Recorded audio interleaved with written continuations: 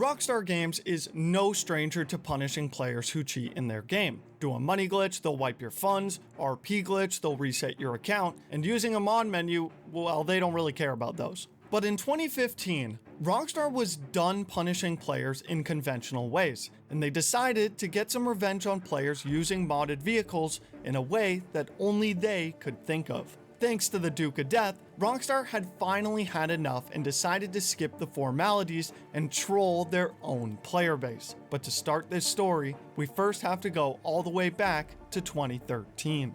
As I've covered a bunch of times on this channel before, GTA Online was in a state of absolute mayhem in its earliest days of release. Rockstar was just figuring out how to run an online game, and people were abusing this fact harder than we abused the valet at the casino. Everyone was duplicating their own cars, DNS codes made everyone trillionaires, and there was at least 3 new money glitches found every day. But a glitch that a lot of people either may not remember or just doesn't get as much love was the single player to multiplayer glitch. For those who weren't around back then, the glitch was quite literally what the name implies. It combined your single player save with your online character to essentially let you play in both at the same time.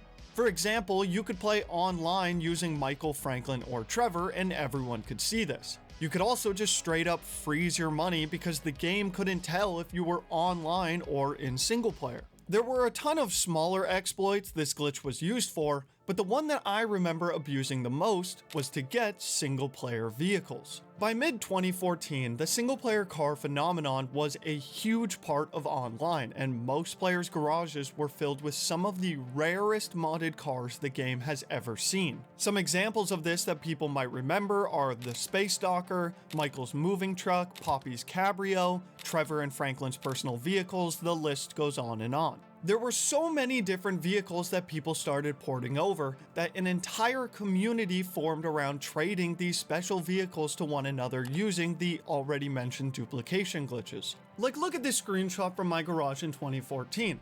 I have a dune buggy, a hearse, and even the mariachi car from the Thelma and Louise Easter egg. I could make an entire video based on modded cars alone. But while most people were just modding in vehicles that they thought looked cool, there was a select few players who saw this as a way to get an advantage on other players using one very unique vehicle. The Duke of Death is an armored vehicle that's well known in GTA Online today, but in 2014, it was only available through a side mission in single player. This vehicle was essentially a tank on 4 wheels, able to ram other cars with ease and had armor to protect you from bullets, which made people realize just how much damage this car could do if it was online. There were other armored vehicles at the time like the Insurgent and the armored Kuruma, but this one was different because you could get it for free by doing a simple glitch. Soon enough, there were tons of players rolling around in GTA Online with one of the only armored vehicles available at the time, and people were no doubt causing mayhem with this vehicle. Because the Duke of Death was armored, it gave you a huge advantage towards players when it came to PvP. As for reference, the Duke of Death was the only car at the time that could survive being hit with more than one rocket, making it extremely overpowered. Remember, this is a time in GTA Online where the oppressor and stuff like the orbital cannon weren't added into the game yet, so having a vehicle like the Duke of Death was essentially an early version of a Mark II griefer at the time. Rockstar knew that this vehicle was a problem, and so they had to do something about it. But rather than just take it from people's garages, they decided to get some revenge on these players in a way only Rockstar could get away with. While the problem of modded vehicles was something Rockstar needed to solve because, in theory, it was hurting their profits, the Duke of Death was a major exception because it gave players a massive advantage towards other cars. And because players pushed this boundary way too far, Rockstar figured out a way to get revenge on these players in the funniest way. On April 2nd, 2015, Rockstar released patch 1.10. This was a massive patch for GTA Online that fixed a ton of issues and exploits, and the car duplication glitches was one of those patched. This patch had mainly solved the issue of people bringing in new vehicles to online, but at least they still had the vehicles they had already brought over, or so they thought. Players logged on that day, headed to their garage, and pulled out their Duke of Death as usual. But when they got out of their garage, something wasn't quite right. They look at their car and the engine is already smoking, and the car was immediately destroyed. Having no clue what happened, they got out of the car to see if maybe someone had destroyed it while they were loading out of their garage, but there was no one around.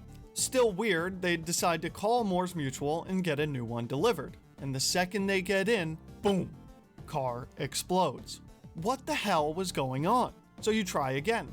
Call Moore's Mutual, get a new car, hop in, and boom, car explodes again. After posting this online, it was found out that instead of deleting the Duke of Death from players' garages, Rockstar added a feature that instead made the vehicle instantly explode as soon as you got into it.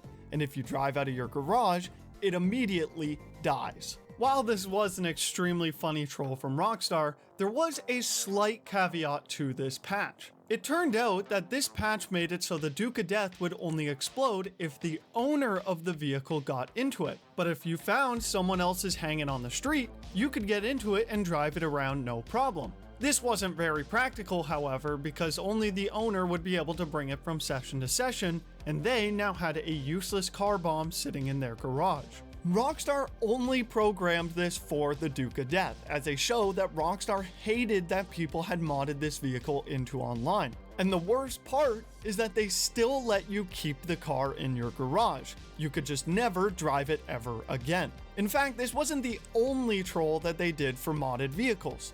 When it came to some of the other cars in their garage, like the tow truck for example, Rockstar instead removed the insurance from these vehicles without people knowing, so the next time that they had them blown up, they wouldn't be able to claim them ever again.